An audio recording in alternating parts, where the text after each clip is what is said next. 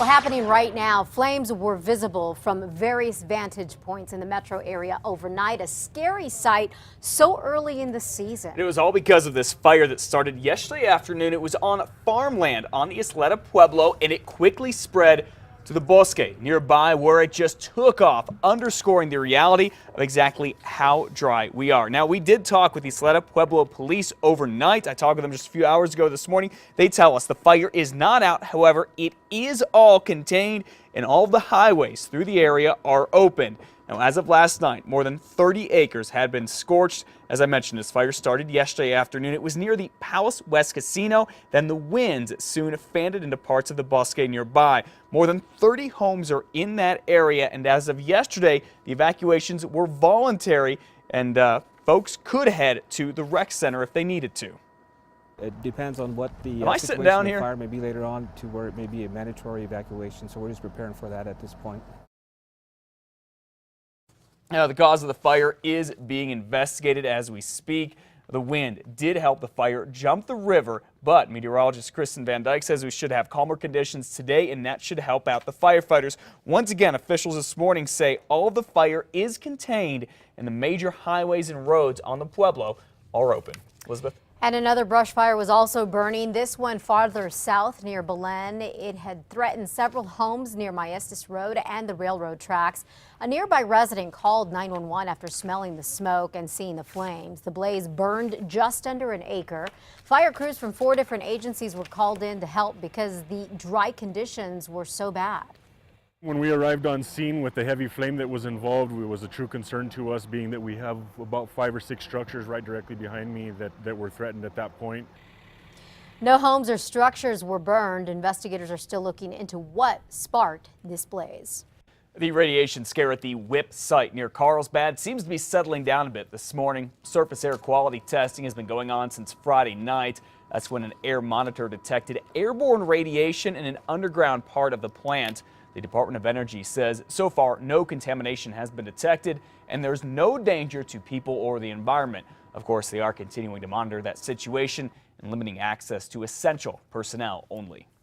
One man is dead and another facing murder charges after a shootout in Rio Rancho. Police say a man and a woman were shot when bullets flew in the Enchanted Hills subdivision off of Highway 550 Saturday. They say another man was beaten.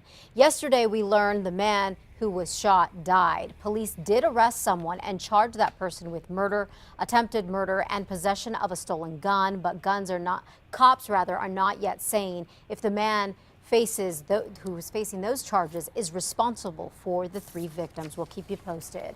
Some Bernalillo County commissioners are now saying they don't want to see the show Cops come to film in the metro area. Commissioners Debbie O'Malley and Maggie Hart-Stebbins sent a letter to Sheriff Dan Houston Saturday. They are urging him to reconsider allowing TV cameras to film deputies in April. The sheriff says it's a good way to show the department's high-quality deputies, but some commissioners say business leaders are worried about the area getting a negative reputation. I don't see how that brings anything positive to the county. It affects all of the work we're doing to try and grow jobs here.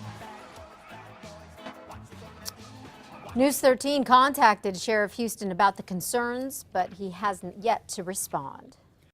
Albuquerque's new top cop, Gordon Eden, has no illusions about what he is stepping into as he takes over the reins of a troubled department. It's my home, and I know that I can make a difference. An outsider at APD, Mr. Eden is a native New Mexican who is currently serving as a Secretary of Public Safety. He's also a former U.S. Marshal and a state cop. Eden was recruited by the search firm the city hired. He is taking over a department with low morale and dwindling public support stemming from a string of deadly shootings, expensive payouts from cops breaking the law, and a Department of Justice investigation. Not at all. Not at all. I don't. The vast majority of the men and women within the Albuquerque Police Department are outstanding police officers. Eden says one of his first priorities is to speed up APD's internal affairs process. There will not be a house cleaning, but Mr. Eden says he wants to evaluate APD's leadership from the sergeant level on up. He also plans to meet with every single worker. As for regaining the public's trust, Mr. Eden says that will not be easy, but it begins when people see that officers practice what they preach. Well, the Albuquerque Police Officers Union is less than enthusiastic about Gordon Eden being the police chief. Yeah, the vice president of the union, Sean Willoughby, called it a political appointment and claimed even though there were qualified internal candidates, no one from APD was given a shot. The union VP and the new chief already disagree over a critical issue. Do you think there is a morale issue right now? I don't think there is. I know that there's people out there that saying morale is the worst that it's ever been.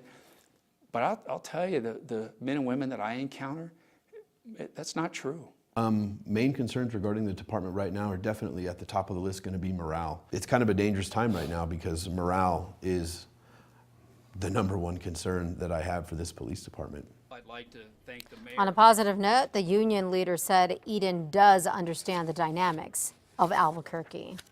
Well, a reminder for students who go to Rio Rancho Public Schools, even though today is President's Day and national holiday, there still is school for you today. The Rio Rancho Public School District is holding classes to make up for a snow day that was on February 6th. If you'll recall, the district canceled school on that day because of a storm that hit the metro area the day before. So, no sleeping in.